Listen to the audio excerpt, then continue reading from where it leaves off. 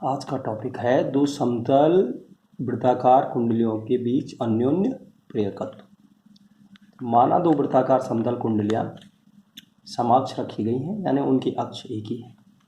प्राथमिक कुंडली में फेरों की संख्या एक, जो पहली कुंडली है उसमें प्राथमिक कुंडली फेरों की संख्या N1 है और उसकी त्रिज्या R1 है। प्राथमिक कुंडली हम उसको कहते हैं जिसमें हम धारा प्रवाहित करेंगे, जबकि द्वितीय कुंडली में फेरों की संख्या N2 और उसकी त्रिज्या R2 है। यदि प्राथमिक कुंडली में धारा I1 है तो उसके केंद्र पर चुंबकीय क्षेत्र, हम जानते हैं कोई कुंडली है जिसकी त्रिज्या R है, उसमें I धारा यदि बह रही है, उसमें फेरों की संख्या N है, तो उसके केंद्र पर कितना चुंबकीय क्षेत्र उत्पन्न होता है, ये फॉर्मूले से आप देख सकते हैं। B बराबर क्या होता है, μ0/2 Ni/R। μ0/2 N इसमें फेरों की संख्या पहली कुंडली में N1 है, I1 उसमें धारा है और उसकी त्रिज्या R1 है, त्रिज्या R1। यदि इस चुंबकीय क्षेत्र को हम द्वितीय कुंडली के तल पर एक समान माने, क्योंकि द्वितीय कुंडली भी उसके समक्ष रखी गई है, तो इस चुंबकीय क्षेत्र द्वितीय कुंडली के तल से भी ये चुंबकीय क्षेत्र होकर गुजरेगा। तो इसको हम यदि ये माना कि पूरे कुंडली द्वितीय कुंडली के प्रत्येक फेरे पे जो चुंबकीय क्षेत्र की वैल्यू यही है, तो एक समान यदि माने तो तब द्वितीय कुंडली से बद्ध जो चुंबकीय फ्लक्स होगा N2 ∅2, एक फेरे से ∅2, N फेरों से N2 ∅2, तो N2 ∅2 बराबर क्या होगा, N2 और क्योंकि फाई बराबर होता है BA cos थीटा, तो फाई यदि cos थीटा की वैल्यू 0 है, जैसे इस केस में होता है, क्योंकि चुंबकीय क्षेत्र कुंडली के तल के लंबवत होता है, कुंडली के तल के लंबवत, और जो वेक्टर A की डायरेक्शन होती है A, वो भी तल के लंबवत ही होती है, इसलिए दोनों के बीच का एंगल 0 होता है, B और A के बीच का। इसलिए फाई बराबर इस केस में B × A होता है।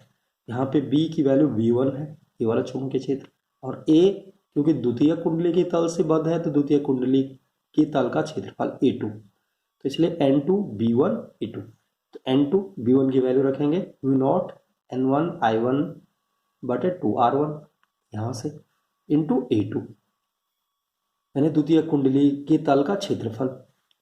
तो ये हमारे पास इसलिए ये वैल्यू जो आ गई μ0/2 N1 N2 E2/R1, E2 यहाँ लिख लें या 2R1 इंटू I1।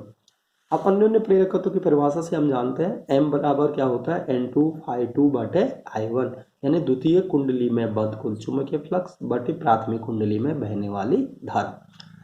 तो यहाँ पर यहाँ से हम जो है M की वैल्यू रखें, ये N2 ∅2 की वैल्यू रखेंगे, ∅2 की वैल्यू उतार के यहाँ रखिए, बटे I1, हम देखेंगे I1 से I1 कैंसिल हो गया, हमारे पास M की वैल्यू आ जाएगी μ0/2 N1 N2 A2/R1।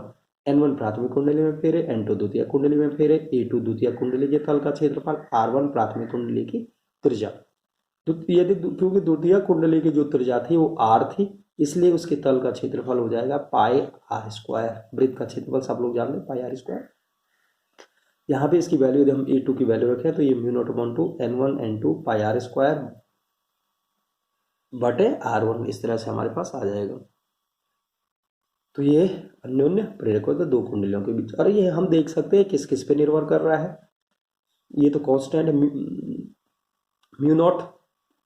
μ0 यानी निर्वात की चुंबकशीलता, और यदि निर्वात के स्थान पे कोई अन्य माध्यम वहां पे हो जाए तो वहां पे उस माध्यम की चुंबकशीलता आएगी, यानी μ0 × μr पाई N1 N2/2, यानी प्राथमिक कुंडली में फेरों की संख्या पर निर्भर कर रही है, द्वितीय कुंडली में फेरों की संख्या पर निर्भर कर रही है, द्वितीय कुंडली की त्रिज्या पर निर्भर कर रही है, और प्राथमिक कुंडली की त्रिज्या पर निर्भर कर रही है, यानी आकार पर निर्भर कर। तो इस तरह से हमारे पास ये अन्योन्य प्रेरकत्व, अन्य माध्यम आ जाएगा तो इस पे यहाँ पे μ0 μr हमारे पास आ जाएगा, यदि y के अतिरिक्त कोई दूसरा माध्यम यदि रखा गया हो। इसी तरह से हम पढ़ेंगे दो समक्ष परिनालिका का अन्योन्य प्रेरकत्व सेम है।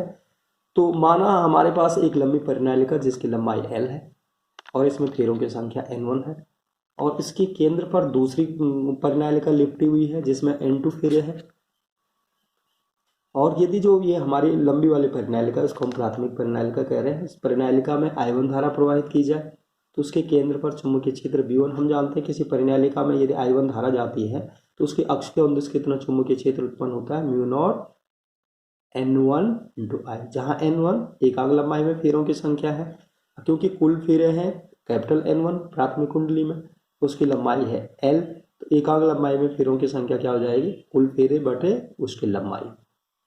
इस स्मॉल n1 की जगह हम n कैपिटल N1 बटे L लिख सकते हैं। तो ये हमारे पास V1 बराबर म्यू नॉट N1 बटे L इंटू आई।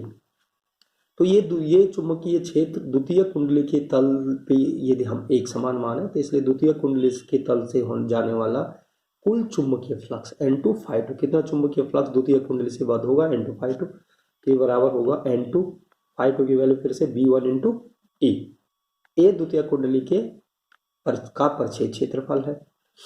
तो यहाँ पे N2 ∅2 N2 V1 की वैल्यू यदि यहाँ पे रख दें, म्यू नॉट N1 I1 बटे L यहाँ से इंटू ए, तो N2 ∅2 बराबर म्यू नॉट N1 इंटू ए, थोड़ा रीअरेंज करके लिख दिया, बटे L इंटू आई वन, इसी को रीअरेंज करके हमने लिख लिया है। और निम्न प्रेरकत्व की परिभाषा से हम जानते हैं M बराबर N2 ∅2 बटे I1, तो N2 ∅2 की वैल्यू रखी यहाँ से, तो म्यू नॉट N1 इंटू ए I1 बटे L और बटे I1 से I1 कैंसिल हो गया, इसलिए M बराबर म्यू नॉट N1 इंटू ए बटे L। ये हमारे पास अन्योन्य प्रेरकत्व का सूत्र आ गया। समाक्ष लिपटी दो कुंडलियों का अन्योन्य प्रेरकत्व। धन्यवाद।